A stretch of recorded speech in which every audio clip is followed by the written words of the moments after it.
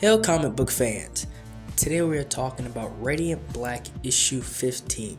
Now this is one of my more favorite books out of the entire series, just because it shows how calculated and dangerous the Radiant Black villains are.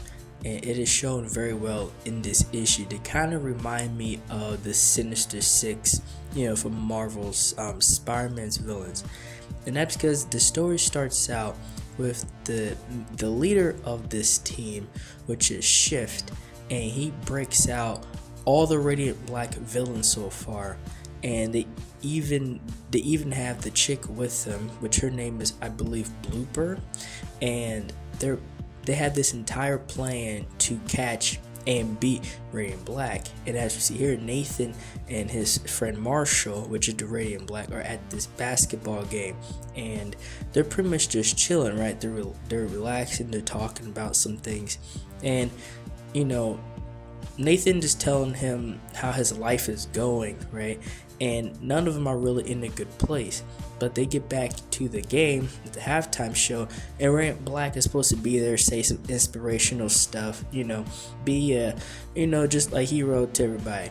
But what he doesn't know is that his entire rogues gallery so far is planning an attack, and they got this blueprint of the entire basketball stadium and everything, and everybody has a spot to play, right? Everybody has something specifically that they're going to do because they know how his power works, and that's like one of the main things, or the main thing that he's going to deal with. And as the attack is happening, they're talking about it, right? So you're seeing a play-by-play of this entire situation, and this awesome panel of the villains popping up, and Radiant Black really doesn't stand a chance, right? Like, he just goes in and he tries to fight him. And the crazy thing about this is that his friend Nathan told him before they even knew he had the jump that they all broke out, but Marshall did not listen.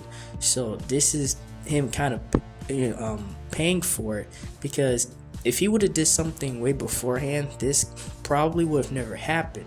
But now he's getting jumped by everybody, right? This entire team. And what's fun is that one of the villains keeps trying to find a name for them, like throughout this entire book, and it's hilarious. And in Radiant Black, he can't even fight them, right? Like, he didn't even throw a single blow. Between all of them, they all came together and took Radiant Black down. Like, it wasn't like a back and forth fight on who win or lose. It was just picking him apart slowly, and they beat him to a bloody pulp. And as you see here, he's being smashed into the ground. And even with his cosmic abilities and powers, because he doesn't have the experience and he doesn't know how to use his power to the full extent, they get the upper hand on him very easily. And while he's laying on the ground, Shift gives him an ultimatum, right? Like, he tells him, how about we make a deal, A, B, C, and D. And it wasn't the worst deal in the world, but because Marshall is like a good guy, he simply laughs at him, because he's not going to take the deal. He's not going to do that. And so they say, all right, get rid of him. And this panel shows him smashing him through one room into the other, and he goes like 50 feet into like the next room into the water, and he is drowning at this point. That's what Machine tells him, like, you're dying. And Marshall's screwed. Like, he's down for the count. It's over. He blatantly lost this, and they just blatantly won.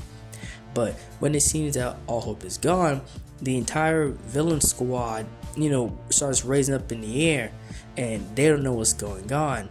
And that's because another Radiant Black has come out of nowhere, and he is going to take over and beat the crap out of this entire team, while Marshall, is close to death. Well, that's all I have for this video. Like, share, and subscribe for more. Thank you for watching.